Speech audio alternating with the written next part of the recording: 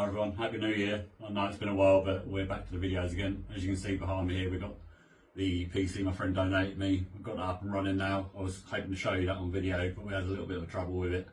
Ended up getting up and running, and I thought there's no point pretending that I haven't done it, so here we are. Had to put an SSD in it. As you can see, it's running in the background here. It's all working quite well. If we have a look on the screen, what we've got, the performance, so we've got the CPUs in there. That's a pretty good CPU as well. It's got an i7 6700K. It's quite an old CPU, but it'll do the job. It's a pretty good one for the age. Memory, what we've got, 16 gigs over 2 slots. So we've got 2 8 gig sticks in there. And so I had to put in an SSD to get it running with the operating system. So that's all up and running. As far as this computer goes, basically they've got the computers at the moment, but one of them's decided they like this case.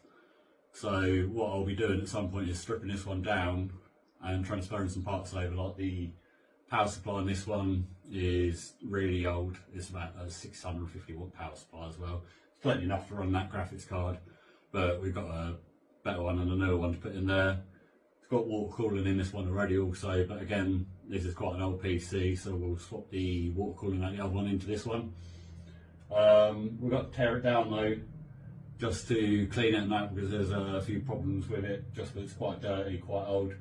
The power button was a bit sticky when I went to try and turn it on, which was the original problem. But it actually works. You just need to be a bit, put a bit of pressure on that to get that working.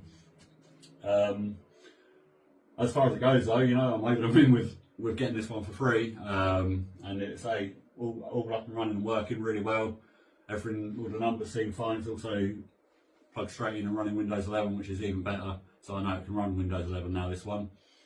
Decent motherboard on there, so they've got plenty of space for however much memory you need. And yeah, so I'll be dragging that apart and hopefully show you on another video. As far as other stuff, I put a post out yesterday about I've got a few other PCs up and running, so I'll just quickly show you them ones under here. So we've got this one up and running. I say the two that I've got up and running will be used for parts. This one I'll probably not keep myself, just because it's running AMD stuff inside of it, and I can't really use that for Intel, obviously. So this one will probably be a new shed PC. That's all up and running. I don't do nothing special out here, to be fair. Now I've got this one here. This was my original one. Obviously the casing that's been taken off it for the meanwhile. But this was my original one, which first got me back into my PCs. I used to have them as a kid. This one was what sort of started the whole thing up again for me. Just playing around with it, managed to get a nice graphics card inside this at one point, and yeah, it got to that point where I couldn't really upgrade it much more. But it's sort of, it's a Dell computer, and they don't like you modding them too much. So that's what made me buy a new case, and started building them again and figuring it out myself. So this holds a lot of stuff for me, but I'm happy to use this for parts because it's got a decent processor in it. It's got some decent RAM in there, and memory and stuff I can use for the other computer. So I'm just looking for another motherboard now. And I've still got one more I need to play around with, which is this one down here.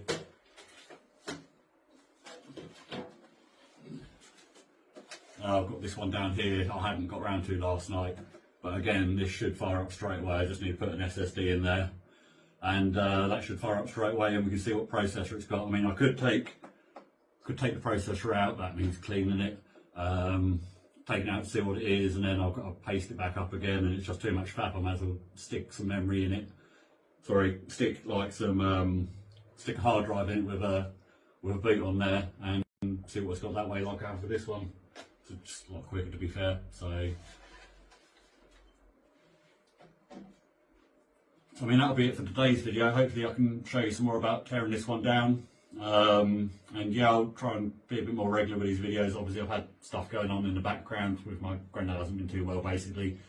So that's sort of put me off of my flow, shall we say. So I'm hoping now he's getting a lot better, I can start doing more of this in the future. I want to carry on.